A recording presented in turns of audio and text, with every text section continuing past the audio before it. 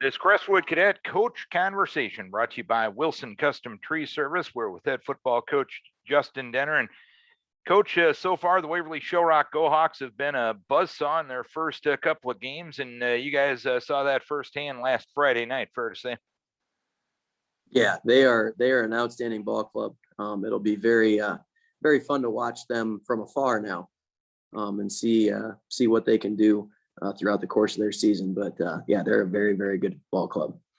And looking at your club and how they played in that game, obviously you want to take lessons from every game that you play. And looking at the stat sheet, the 4 turnovers probably the thing that gave you the most heartburn. Is that correct?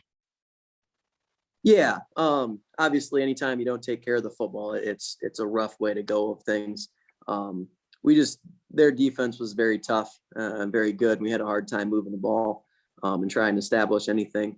And so, it puts our defense in bad positions, both when we turn it over and then when we go 3 and out.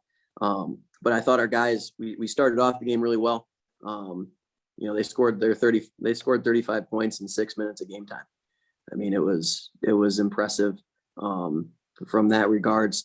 And they just took advantage of mistakes we had, like, not huge mistakes, just small mistakes that they took advantage to make big things. I was really pleased with how well our guys played and how hard they played. And we'll just keep working. That's all we can do.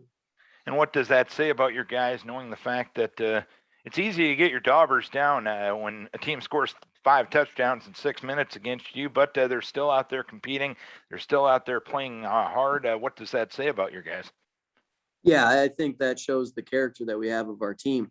And that when we get things going in the right direction, which I think they are, but we get them going in a faster direction in the right way, it's just going to exponentiate that process because we do have high character guys. I mean, we had, the series where they scored their last touchdown or second to last touchdown with their starters in, they got down inside the 5 and we had 3 straight stops, first down, stop for loss, second down, batted down the end zone, third stop for loss, and we get them to 4th and goal, and they do their double handoff reverse, where we're there to make a play and we just didn't finish, but it was easy. Our guys could easily just, hey, they're at the 5-yard line, let them have the touchdown and let's just go home. But they kept fighting and they kept battling, and that made me the most proud of the whole night. Was that situation right there, and that shows the character of our team. And when you look at where you're at right now and what you're looking to build to, what you're looking to improvement on, how do you keep your guys focused on the fact that, hey, there is some good things going on here, and the results have to be sometimes independent of the improvement that you're making? Yeah. I've told the guys the last 2 nights or last 2 weekends and even coming into this week that nothing that we're trying to accomplish in terms of where we want to end the season has been dictated by anything that happens in these first 3 games. Your first 3 games, our first 3 games don't impact whether or not we make the playoffs, and so we just got to make sure that we continue to play the game the right way, continue to develop what it is that we're trying to do and try to build what it is that we're trying to build and continue building that and ignoring the results of those things. Just understand we're putting in a good day's work, and that we have the opportunity to play 3 really good teams to start the year off. And that's going to help us out immensely, and just making sure that we keep telling that, keep talking through that. And, you gotta, the more things that the more times you say it, the more likely they are going to believe it, so we talk about that every day. And you talk about playing that tough competition. Really, since you've been a part of the football program at Crestwood, your non-district schedule probably as good as most 2A teams in the state of Iowa, and you've built that into something good. Last year, as an example, you go down to Monticello and you almost beat them in the second round of the playoffs last year. Is that something that you can look to with some of these guys saying, hey, we had a rough start last year, but look at what we did down the road. Let's do the same thing. Yeah, absolutely. And I even think back to, I think it was 2016, we started with Waverly Decorah, went 0-2, won the next 7 games, win the district, and it was because we played, those tough teams. We're always going to play Decorah. We're always going to play, just because of just geography, we're going to play Decorah. We're going to play Walkon if they're not in our district. We're probably going to play Waverly. We're going to play those teams.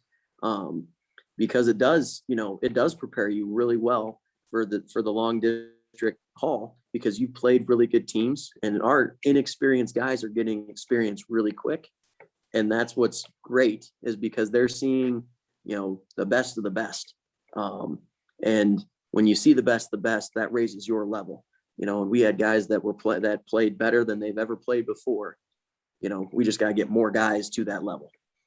And this week, no rest for the weary when it comes to competition. A very talented walk-on team, your opponent this week. What impresses you the most about the Indians?